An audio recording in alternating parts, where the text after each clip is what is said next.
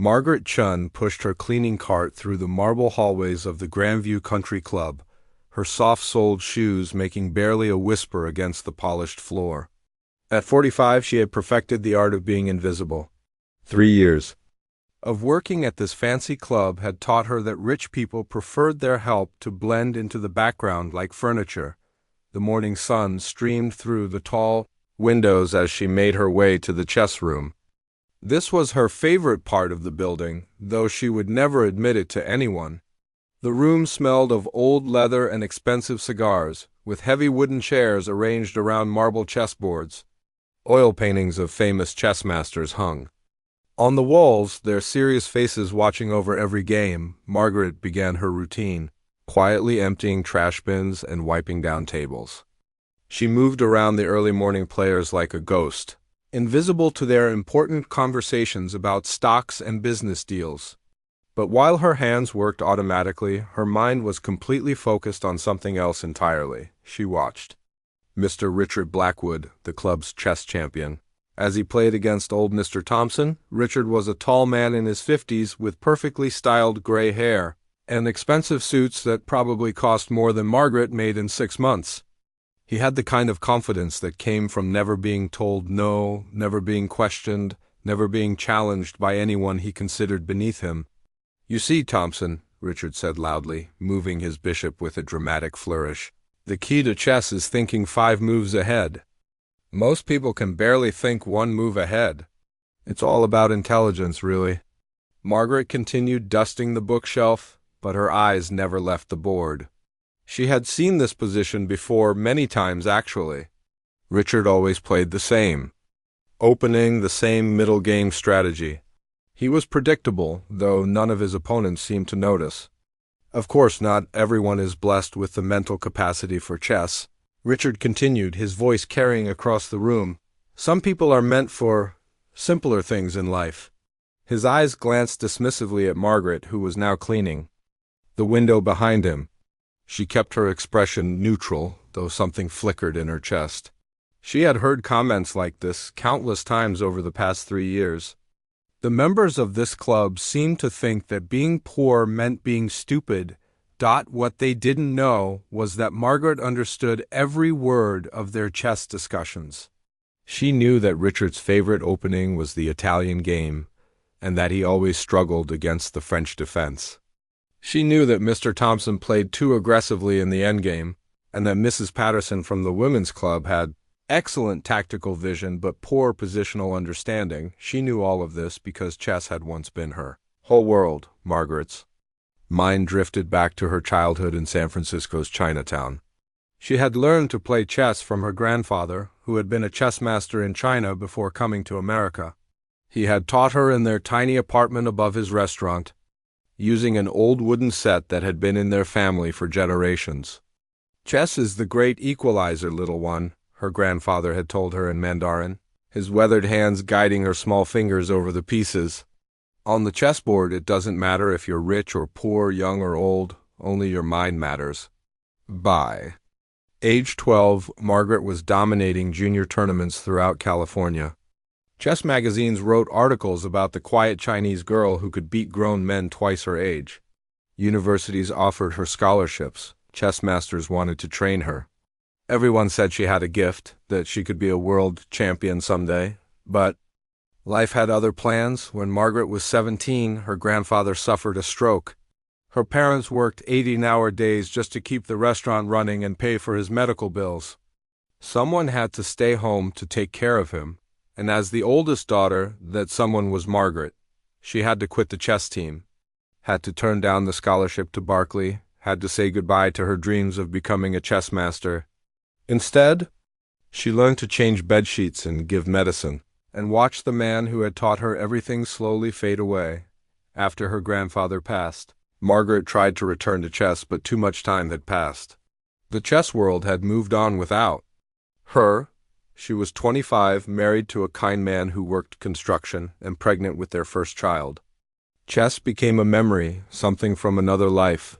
Now, at 45, divorced and working as a cleaning lady, Margaret lived in a small apartment and sent most of her paycheck to help her elderly mother. She had two grown children who thought their mother had always been just a cleaning lady. They had no idea that she had once been featured on the cover of Chess Life magazine, or that she had beaten a grandmaster in a simultaneous exhibition when she was just 14. "Checkmate," Richard announced loudly, snapping Margaret back to the present. Mr. Thompson shook his head in defeat, muttering something about bad luck. "Better luck next time, old friend," Richard said with fake sympathy. "Chess isn't for everyone. It requires a certain intellectual sophistication." Margaret bit her tongue and continued cleaning. She had learned to stay quiet to avoid drawing attention to herself. These people paid her wages and she needed this job. Her mother's medical bills weren't getting any smaller and her apartment rent wasn't getting any cheaper, but as she worked, Margaret couldn't help but analyze the game that had just finished. Richard had won, yes, but only because Mr. Thompson had made a terrible blunder on move 23. Any decent player would have spotted the tactic Richard used. It was basic chess knowledge, the kind of thing you learned in your first year of serious study. "I tell you, gentlemen," Richard continued, addressing the small crowd that had gathered to watch, "there's nothing quite like the mental challenge of chess. It separates the wheat from the chaff, if you know what I mean." He looked around the room with satisfaction, his eyes briefly passing over Margaret as if she were just another piece of furniture. Some minds are simply built for higher thinking, while others are meant for, manual labor. Margaret's grip tightened on her cleaning cloth. She had heard enough of these comments over the years to recognize the pattern. Richard Blackwood was the type of man who needed to feel superior to others, who built his self-worth by putting other people down. What he didn't know was that Margaret had been studying his games for 3 years. She knew every weakness in his play, every blind spot in his thinking. She knew that he always castled kingside, that he struggled with pawn endgames, that he became overconfident when he had a material advantage. She knew all of this because old habits die hard, and once a chess player, always a chess player. Margaret finished cleaning the room and quietly pushed her cart toward the door. As she left, she heard Richard starting another game, his voice loud and confident as he explained his superior strategy to anyone who would listen. Little did he know that the quiet cleaning lady who had just left the room could have beaten him with her eyes closed. But that was a secret Margaret planned to keep buried, just like all the other secrets from her past. After all, some things were better left hidden. Some dreams were meant to stay dreams. Or so she thought. 2 weeks had passed since Margaret overheard Richard's dismissive comments about manual labor and higher thinking. She had tried to forget about it, but his words kept echoing in her mind during her quiet moments at home. Every morning she arrived at the club with the same routine, the same invisible presence. But something inside her had shifted.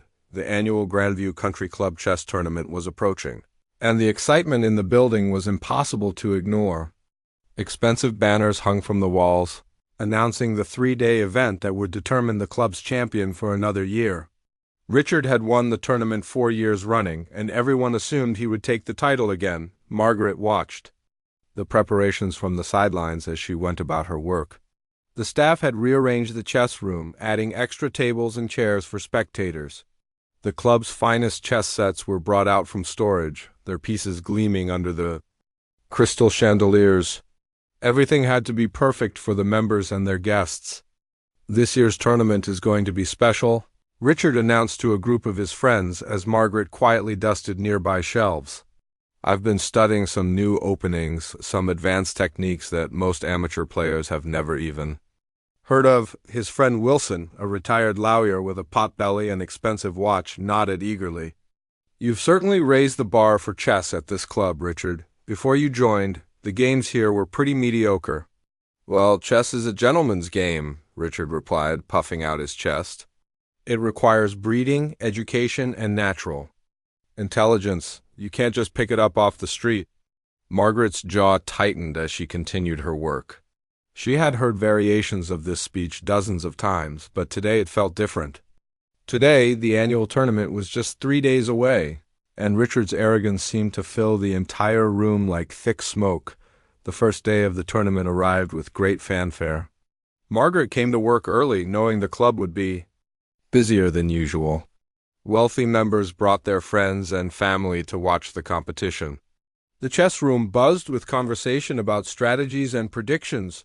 Richard dominated his first two matches easily, dispatching his opponents with theatrical flourishes and loud commentary for the audience. After each victory, he would stand and bow slightly, soaking in the applause like a performer on stage. "Ladies and gentlemen," Richard announced after his second win, "this is what separates the skilled players from the pretenders. Chess is not just about moving pieces around a board. It's about understanding the deeper patterns, the psychological warfare, the intellectual superiority that comes from years of serious study." Margaret was restocking the coffee station when she heard this speech. She had been watching both of Richard's games while working, and frankly, she was unimpressed. His opponents had been weak players who made obvious mistakes. Richard hadn't shown any advanced techniques or brilliant strategies. He had simply taken advantage of their blunders. By the second day, Richard had advanced to the semifinals. His confidence had grown with each victory, and his speeches were becoming longer and more pompous.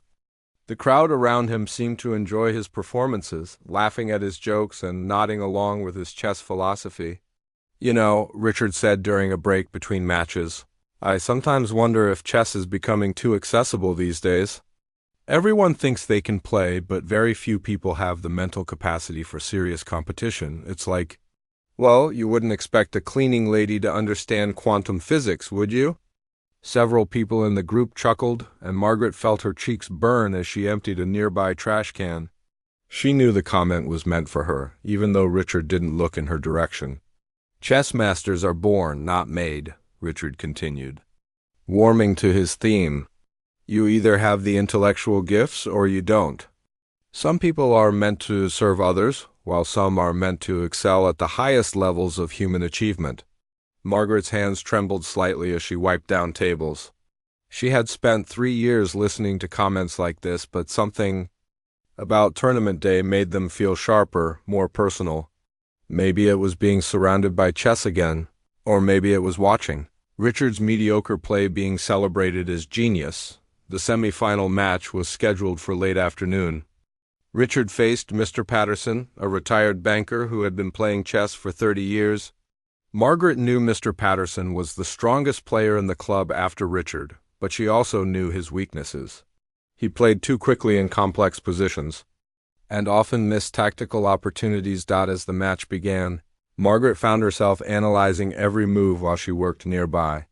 Richard opened with his usual Italian game, developing his pieces in the standard pattern she had memorized years ago. Mr. Patterson responded with a solid defense, but Margaret could see he was already falling into Richard's psychological trap. Richard had a way of making his opponents feel rushed and nervous. He would make his moves quickly, then sit back with a confident smile, as if he had already calculated everything 20 moves ahead. Most players became intimidated and started making mistakes. "You see, Patterson," Richard said loudly enough for the spectators to hear, "the key to this position is understanding the pawn structure. Most players focus on the pieces, but masters think about the skeleton of the position first." Margaret almost snorted. Richard was quoting basic chess principles from beginner textbooks, presenting them as if they were his own profound insights. Any chess player with a year of serious study would know these concepts. The match continued for 2 hours, with Richard slowly building an advantage. Not through brilliant play, but through steady pressure and Mr. Patterson's growing nervousness.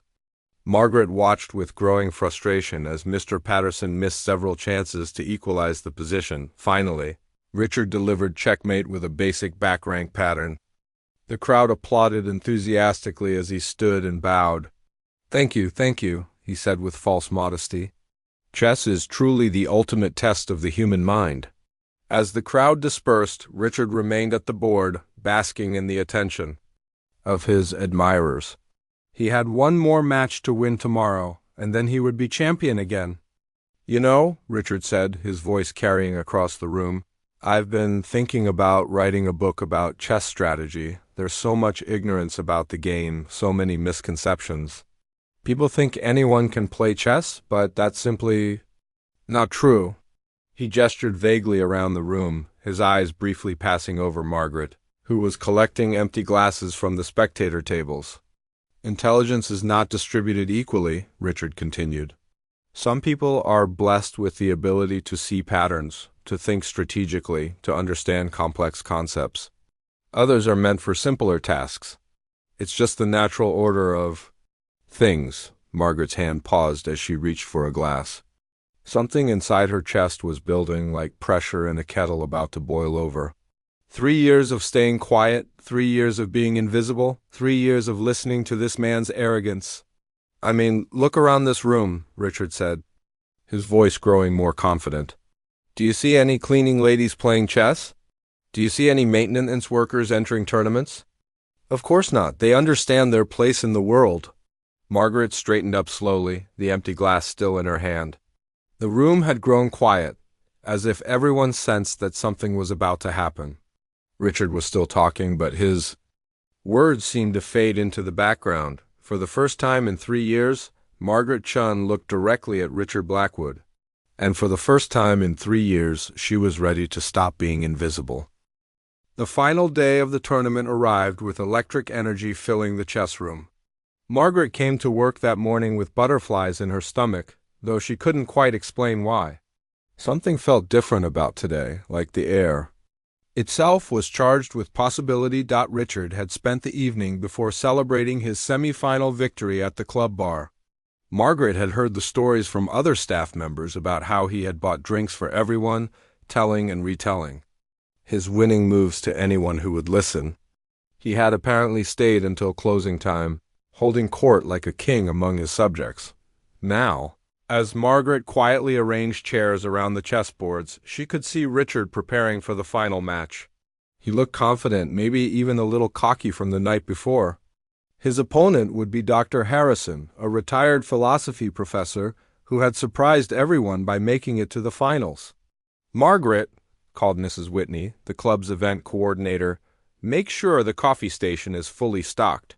We're expecting a large crowd for the championship match." Margaret nodded and went about her duties, but her mind was elsewhere.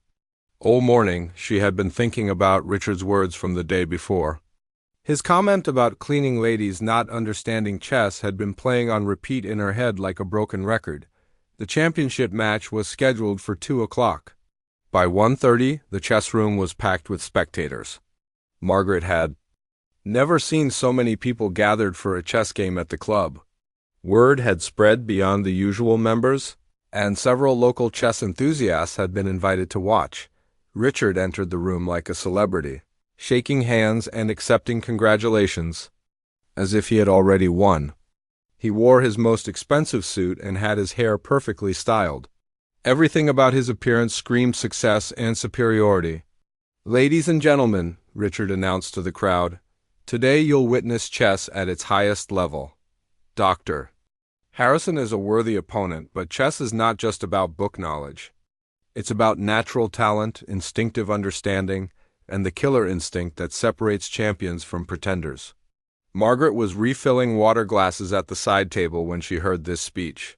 She glanced over at Dr. Harrison, who looked nervous and slightly overwhelmed by all the attention. He was a quiet man in his 70s, known for his thoughtful, careful playing style. The match began with great ceremony. Richard played white and opened with his signature Italian game. Margaret found herself analyzing the position automatically, her mind falling into patterns she hadn't used in years. She could see the game unfolding like a story, with each move revealing character and intention. For the first hour, the match was fairly even. Dr. Harrison played solid, defensive chess, while Richard tried to build pressure on the king side. The crowd watched in hushed silence, occasionally murmuring when one player made an interesting move. Margaret continued her work, but her attention was completely focused on the game.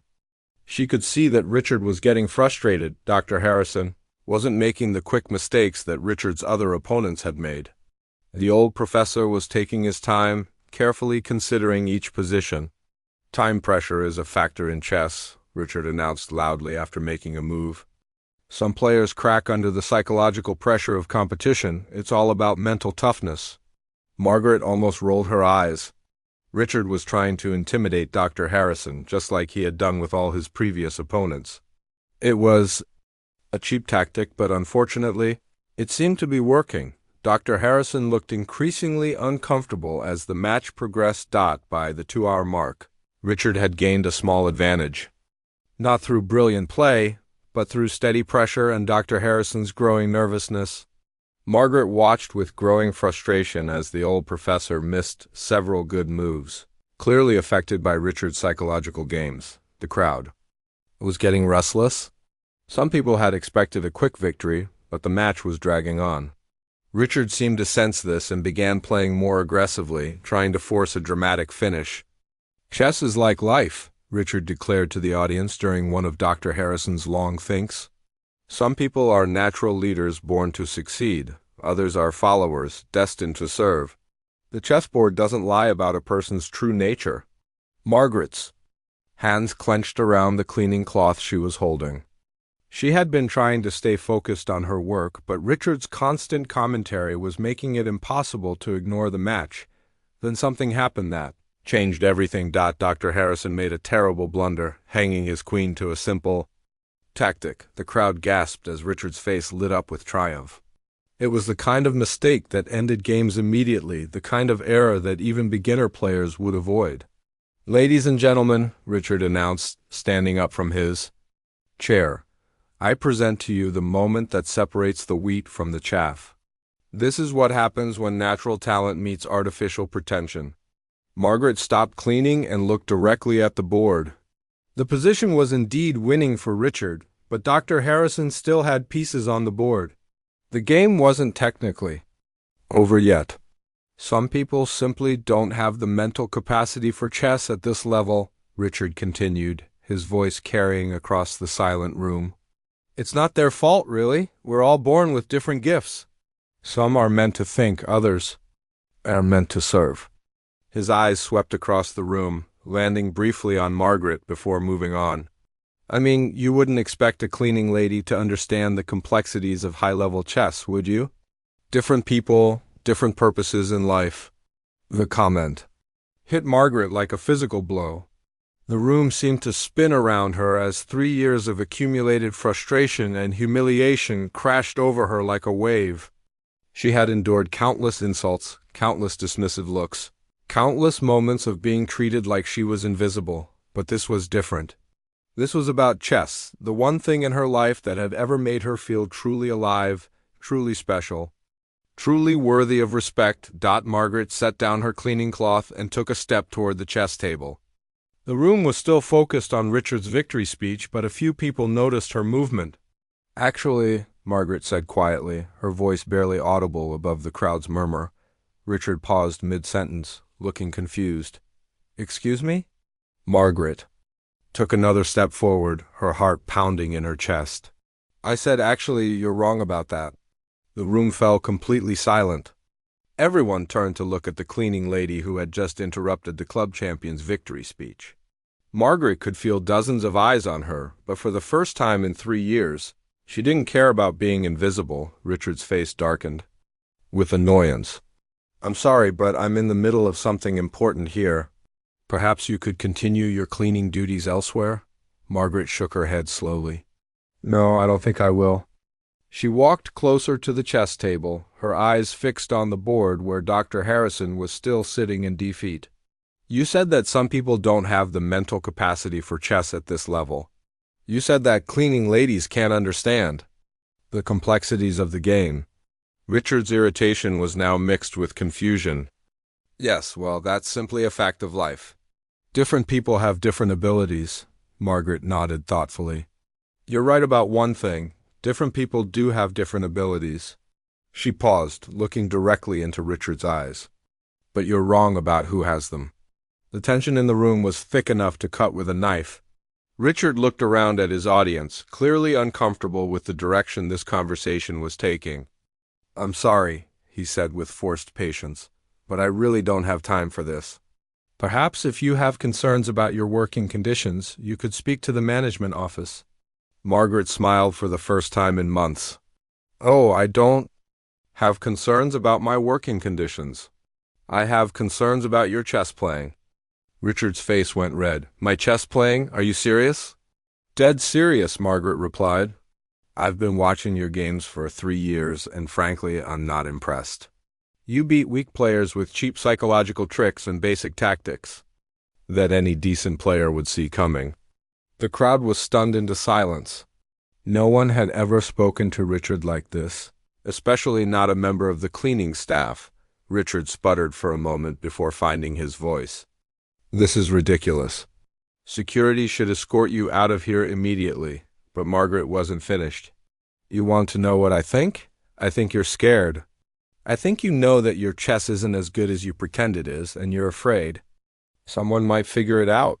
She paused, letting her words sink in. So here's what I propose. You want to prove that cleaning ladies can't understand chess? Play me. The room erupted in gasps and whispers. Richard's mouth fell open in shock. Play you? He repeated incredulously. Margaret nodded calmly. One game, right here, right now. If you win, I'll apologize publicly and never question your chess ability again, but if I win...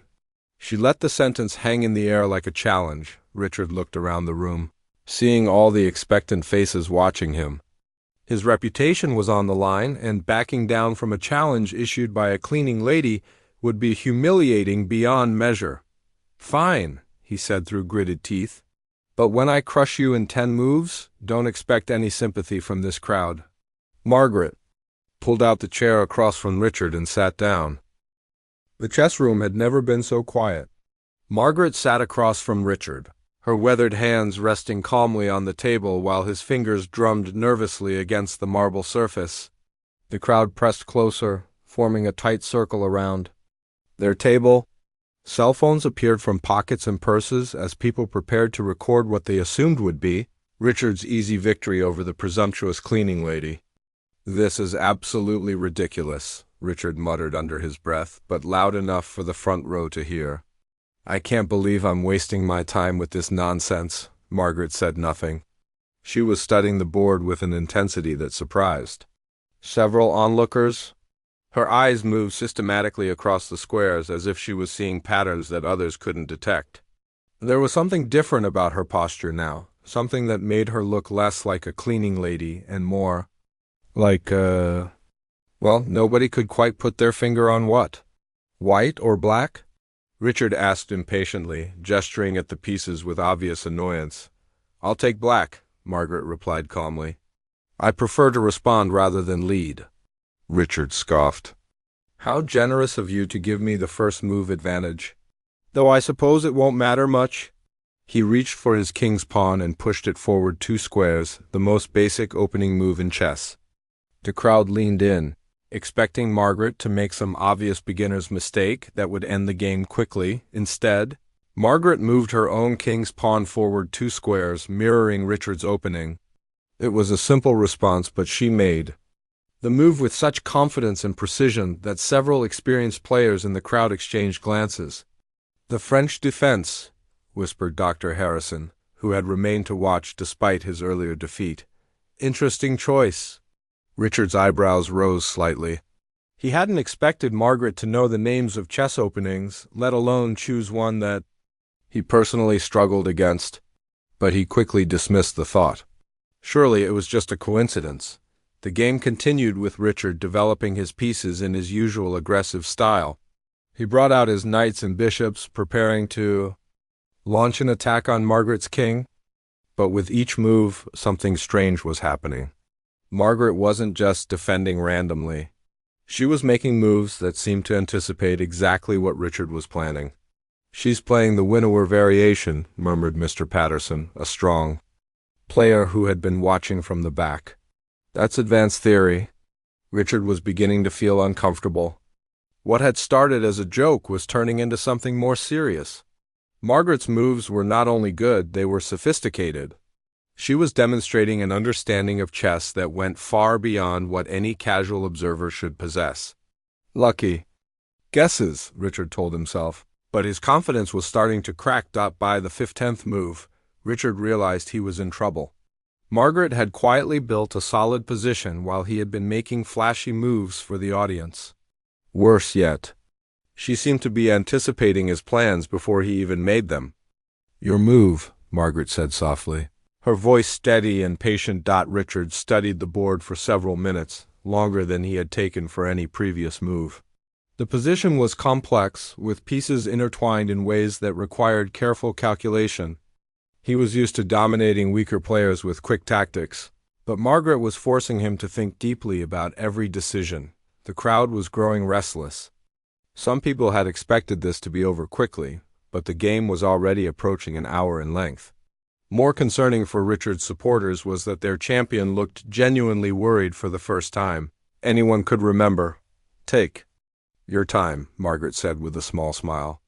Good chess shouldn't be rushed. Richard's face flushed red. Was she mocking him? He made his move quickly, a pawn advance that he hoped would create threats against her king. But Margaret barely glanced at the board before responding with a move that not only neutralized his attack, but created problems of her own. "Impossible," Richard breathed, staring at the position. Margaret had just played a move that sacrificed a pawn to gain control of the center of the board. It was the kind of positional sacrifice that only strong players would even consider, let alone execute correctly. "Where did you learn to play like this?" Richard asked, his voice tight with frustration. "Here and there," Margaret replied vaguely, but her eyes held a spark that hadn't been there during her 3 years of cleaning duties. The game continued. And with each exchange, it became clearer that Margaret was not just a competent player, but an exceptionally skilled one. She was outplaying Richard in every phase of the game, from opening theory to middle game tactics to endgame. IQUE. Dr. Harrison had pulled out a small notebook and was writing down the moves. "This is remarkable," he whispered to Mr. Patterson. "She's playing like a master." "That's impossible," Patterson replied, but his voice lacked conviction. "She's just a cleaning lady, is she?" Dr. Harrison wondered aloud, his pen hovering over his notebook. Old Mr. Thompson, who had been watching from the side, suddenly gasped. "Wait a minute," he said, his voice cutting through the murmur of the crowd. "I know that style. I've seen those moves before." He pushed through the crowd to get a better look at Margaret's face. His eyes widened as recognition dawned. "My God," he whispered, "you're Margaret Chun?" The name hung in the air like a thunderclap. Several older members of the crowd looked confused, but Dr. Harrison's face went pale. "Margaret Chun?" he repeated. "The Margaret Chun from the 1990s? What are you talking about?" Richard demanded, though he continued to stare at the board, trying to find a way out of his increasingly difficult position. Thompson was fumbling with his phone, searching for something. I knew I recognized that playing style. Margaret Chun was a chess prodigy? She was supposed to be the next great American chess champion. He held up his phone, showing a decades-old newspaper clipping. The headline read, "Teen Chess Sensation Dominates State Championship." Below it was a photo of a young Asian woman holding a trophy, her face beaming with pride and confidence. The crowd surged forward to look at the photo, then back at Margaret.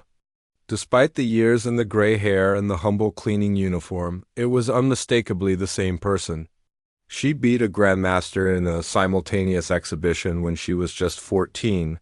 Thompson continued, his voice filled with awe. "Everyone said she was going to be world championship material. Then she just disappeared." Margaret kept her eyes on the board, but her cheeks had turned slightly pink. "That was a long time ago," she said quietly. "You were on the cover of Chess Life magazine," Dr. Harrison added, his voice filled with wonder. "I remember reading about you when I was in graduate school. You were supposed to be the future of American chess." Richard was staring at Margaret with a mixture of shock and horror. "You're a chess master?" he croaked. "Was," Margaret corrected. "I gave up competitive chess over 20 years ago." She moved her queen to a square that put immediate pressure on Richard's position. "Your move." Richard looked at the board and realized his position was hopeless. Margaret had been steadily outplaying him for the past hour, and now she was closing in for the kill. Every piece on her side of the board was perfectly placed, while his pieces were scattered and uncoordinated. "This is impossible," he muttered. But even as he said it, he knew it wasn't. The woman across from him wasn't just a cleaning lady who had gotten lucky. She was a former chess prodigy who had been hiding her abilities for 3 years, watching and learning and waiting. "Why?" Richard asked suddenly, his voice barely above a whisper. "Why didn't you ever say anything?" Margaret looked up from the board and met his eyes. "Because I needed this job," she said simply. "Because I have a mother to take care of and bills to pay. Because I learned a long time ago that the world doesn't care about what you used to be, only what you are right now." She paused, studying his face. "And because I was tired of being disappointed by people who judge others based on their circumstances rather than their character." The room was completely silent now. Richard's supporters looked embarrassed, while those who had remained neutral watched with growing fascination. This wasn't just a chess game anymore. It was a lesson in humility, in the danger of assumptions, in the complex stories that hide behind simple appearances. Margaret made her next move, a quiet piece repositioning that further tightened her grip. On the position, Richard studied the board for a long time, searching desperately for any chance to save the game, but deep down he already knew the truth. He was being systematically dismantled by someone whose chess knowledge made his own look elementary. The cleaning lady he had mocked and dismissed was about to defeat him in front of everyone who mattered in his world. "Your move," Margaret said. Gently, and for the first time in 3 years, Richard Blackwood had no idea what to do next. Richard stared at the chessboard for what felt like an eternity. Sweat beaded on his forehead as he tried to find any move that wouldn't make his position worse. The crowd watched in complete silence, the tension so thick you could cut it with a knife. For the first time in his life, Richard Blackwood was facing a chess opponent who was clearly superior to him. Margaret sat calmly across from him, her hands folded in her lap. There was no smugness in her expression, no desire to humiliate him. Further, she simply waited, patient as a teacher watching a student struggle with a difficult problem. I need a moment," Richard stammered, loosening his tie. His expensive suit suddenly felt like it was suffocating him. "Take all the time you need," Margaret replied gently. "But I think you know how this position ends." Richard's eyes darted around the room, seeking support from his friends and admirers. But the faces looking back at him were filled with shock and embarrassment rather than encouragement. Wilson, his closest friend at the club, couldn't even meet his eyes. Finally, Richard made a move. It was a desperate attempt to complicate the position, but Margaret had seen it coming from 5 moves away. She responded immediately, her hand moving to her rook with absolute confidence. "Check," she announced quietly. Richard's king had nowhere to go. Every square was either occupied by his own pieces or controlled by Margaret's perfectly coordinated army. He moved his king to the only available square, but everyone in the room could see that it was just delaying the inevitable. Margaret's next move was beautiful in its simplicity. She brought her queen forward, not with a flourish or dramatic gesture, but with the quiet confidence of someone who had calculated every possibility. "Checkmate," she said, her voice barely above a whisper. The room erupted. Some people gasped, others applauded, and a few just stood there with their mouths hanging open. Richard stared at the board in disbelief, his face cycling through emotions. Like a broken traffic light? Shock, anger, humiliation, and finally, something that might have been respect. "Impossible," he muttered, but even as he said it, he was studying the final position. The checkmate was elegant, unavoidable, and absolutely brilliant. Margaret had woven a web around his king so perfectly that there was no escape. Dr. Harrison was the first to break the stunned silence. "Ladies and gentlemen," he announced, his voice filled with awe, "we have just witnessed a masterpiece. That game will be talked about for years to come." Margaret stood up from her chair, smoothing down her cleaning uniform. "Thank you for the game," she said to Richard, extending her hand. "You played well?" Richard looked at her outstretched hand for a long moment. His pride was screaming at him to reject the gesture, to storm out of the room, to find some way to salvage his reputation. But as he looked into Margaret's eyes, he saw something that stopped him cold. There was no mockery there, no desire to crush his spirit. There was only the quiet dignity of someone who had won with grace. Slowly, reluctantly, Richard shook her hand. You? You're incredible, he admitted, his voice barely audible. I've never been outplayed like that in my life. The crowd pressed closer, everyone wanting to congratulate Margaret or ask her questions. But she seemed overwhelmed by all the attention, taking a step back from the gathering crowd. Margaret, called Dr. Harrison, you must tell us your story. How did you end up here? Why did you stop playing competitively? Margaret looked around the room at all the expectant faces. These were the same people who had ignored her for 3 years, who had treated her like she was invisible. Now they wanted to know everything about her life, her dreams, her sacrifices. It's not a very interesting story, she said quietly. I had to make choices. Family came first. But you could have been world champion, Thompson protested. You had everything: talent, training, opportunity. Why give it all up? Margaret's expression softened, and for a moment everyone could see the young woman who had once dreamed of chess glory. Because sometimes life doesn't care about your dreams, she said simply. My grandfather got sick. My family needed me. The chess world moved on without me. She paused, looking down at her hands. I told myself it was just temporary. Then I'd go back to competitive chess once things settled down. But years passed and life kept happening.